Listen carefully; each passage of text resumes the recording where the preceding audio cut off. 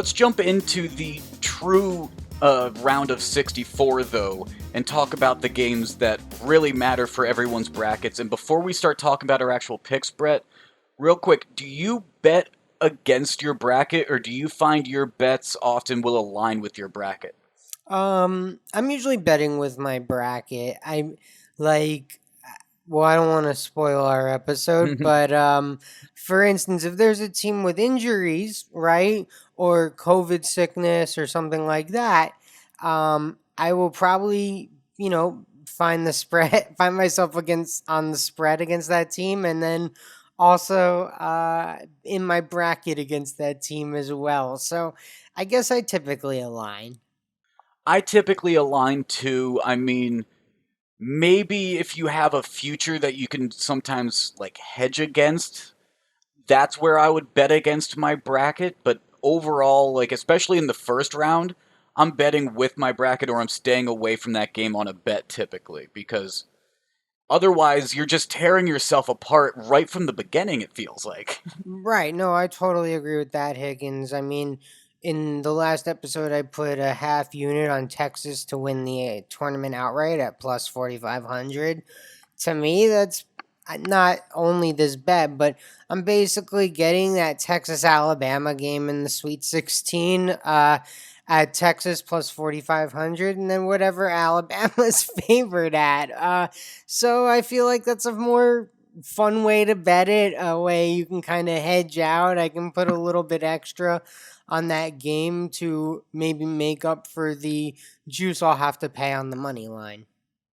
Yeah, so let's get into these games though, and I'm not afraid to admit that I'm taking Arkansas in a 3 versus 14 scenario. So this is a side that I see the Razorbacks should win this. They're the 3 seed, but I think that they should also maybe get a little more respect than an 8.5 point spread against Colgate, who is 14-1, but it's entirely against the Patriot League, who Lafayette, Bucknell, Lehigh. We've seen the Patriot League do things in the past, but not necessarily your always strongest or most confident conference compared to the SEC, where Arkansas fought amongst a much different SEC than you typically see, where it was down for Kentucky but almost up for everyone else, and it was some great competition. Yeah, the SEC was a lot of fun this year, Higgins. You're right. It was a weird year for Kentucky basketball. I think Arkansas exceeded a lot of people's preseason expectations. They're a good team. But don't sleep on Colgate. Colgate's been pretty impressive this year, Higgins. I'm kind of with you. This 8.5 doesn't really seem big enough, but it was big enough to get me to stay away. So I I can't really comment. I think you're on to something. I think conference play will, be an important factor in this March Madness because you didn't have the normal out of conference games that you do in normal years. Another thing about that game that we aren't going to see in a lot of these other picks we talk about, Brett, is the over under for Colgate, Arkansas is set at 161 right now. And that's because both of these teams average over 80 points per game. Their defenses are a little tighter than that, only allowing around 70 points per game. But are we going to see a shootout like that? I mean, some of these other games that we're going to talk about, there you see the over-unders in the 130s, 140s typically. 161's pretty up there. 161 is a high total. You were right, Higgins. These teams are gonna score, so it's just gonna be a fun game to watch. I think you're onto something. Maybe the athletes at Arkansas are just too much for Colgate because that's something I lean on. How talented is the best player on the court? Like, can he go and win you a game? Is another thing I lean on in March as well. Coaches that have been there. You mentioned Tom Izzo, so these are all things I look for when I'm betting in March Madness, Higgins. And, Eric Musselman's a great coach. He's done it at a few programs. So it's not crazy to think Arkansas could blow Colgate out of the water. But, Brett, on Friday, you are picking a spread against a coach that has a lot of history in March Madness, aren't you? I am. Jay Wright has a history in March Madness, Higgins. You mentioned it, a national champion. But Villanova has a kind of a checkered history because they either lose in the first weekend or they go to the Final Four, Higgins. And unfortunately for Jay Wright and the Wildcats, this year I think they're a little bit too banged up. I think Pat Kelsey and the Winthrop Eagles get to Villanova and they play the 12-5 upset roll that everyone bets on every year, Higgins. But I actually am going to take it one step further. In the 13-4 in that bracket as well, the Purdue North Texas game, taking North Texas, Higgins. Ooh. Is that a podcast pick or is that a bracket pick? Just in my bracket, but Okay.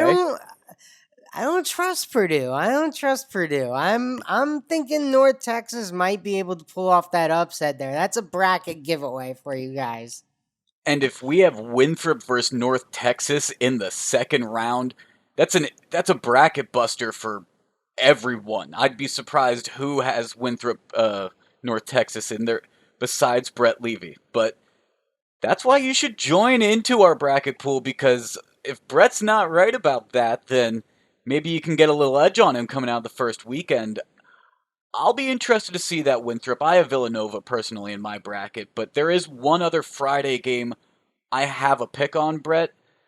Utah State versus Texas Tech, and we've talked about Texas Tech a lot this year as well. And I think that they're just kind of hitting their stride a little bit better. Utah State, it's kind of a similar mind of what I was talking about with the Colgate, Arkansas. You got a Big 12 versus a Mountain West. Big 12 was pretty fun to watch this year. So Texas Tech, Mac McClung's hit some big shots already this year. Wouldn't be surprised if they can do it again. -4 for an 11 versus a 6. -4 isn't that big of a spread for me. So I'm going to go with the favor. I'm going to take those points before more money gets onto that by Friday and potentially makes it bigger. All right, we'll see what happens in that game, Higgins. I have no true read on that game. Utah State's a really good team. I wouldn't just overlook them, but like you said, Texas Tech battle tested in the Big 12, which is arguably the best conference in college basketball this year.